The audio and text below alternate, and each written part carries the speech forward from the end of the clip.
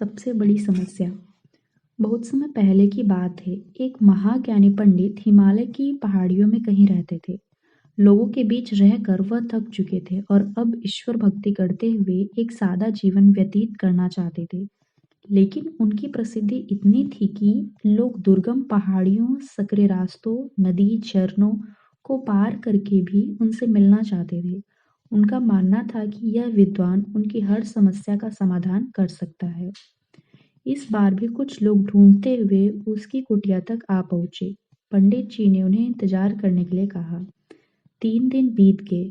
अब और भी कई लोग वहां पहुंच गए। जब लोगों के लिए जगह कम पड़ने लगी, तब पंडित जी बोले, आज मैं आप सभी के प्रश्नों का उत्तर दूंगा, पर आपको वचन देना होगा कि यहाँ से जाने के बाद आप किसी और से इस स्थान के बारे में नहीं बताएंगे, ताकि आज के बाद मैं एकांत में रहकर अपनी साधना कर सकूं।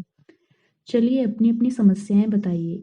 यह सुनते ही किसी ने अपनी परेशानी बतानी शुरू की, लेकिन वह अभी कुछ शब्द ही बोल पाया था कि बीच में किसी और ने अपनी बात कहनी शुरू कर दी। सभी जानते थे कि आज के बाद उन्हें कभी पंडित जी से बात करने का मौका नहीं मिलेगा, इसलिए वे सभी जल्दी जल्दी अपनी बात रखना चाहते थे। कुछ ही देर में वहां का दृश्य मछली बाजार जैसा हो गया और अंततः पंडित जी को चीख कर बोलना पड़ा, कृपया शांत हो जाइए, अपनी अपनी समस्या एक पर्चे पे लिखकर मुझे दीजिए। सभी ने अपनी अपनी समस्याएं लिखकर आगे बढ़ा दी। पंडित जी ने सारे पर्चे लिए और उन्हें एक टोकरी में डालकर मिला दिया और बोले, इस टोकरी को एक दूसरे को पास कीजिए। हर व्यक्ति एक पर्ची उठाएगा और उसे पढ़ेगा। उसके बाद उसे निर्णय लेना होगा कि क्या वो अपनी समस्या को इस समस्या से बदलना चाहता है। हर व्यक्ति एक पर्चा उठाता, उसे पढ़ता और सहम सा जाता है।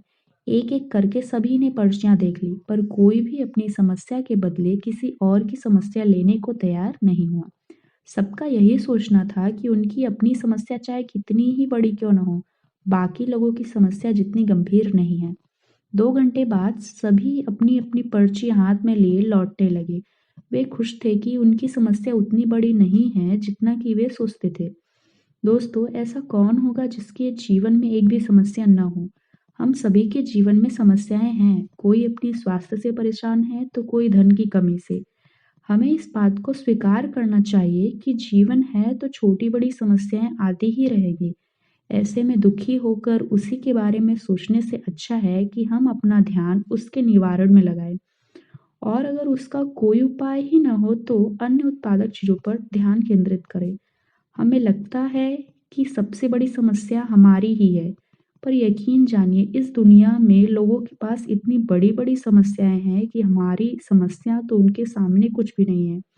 इसलिए ईश्वर ने जो भी दिया है उसके लिए आभारी रहिए और एक खुशहाल जीवन जीने का प्रयास कीजिए। आशा करती हूँ कि आप सभी को कहानी अच्छी लगी होगी। अगर अच्छी लगी तो हमारे चैनल को लाइक और सब्सक्राइब जरूर करें। धन्यवाद।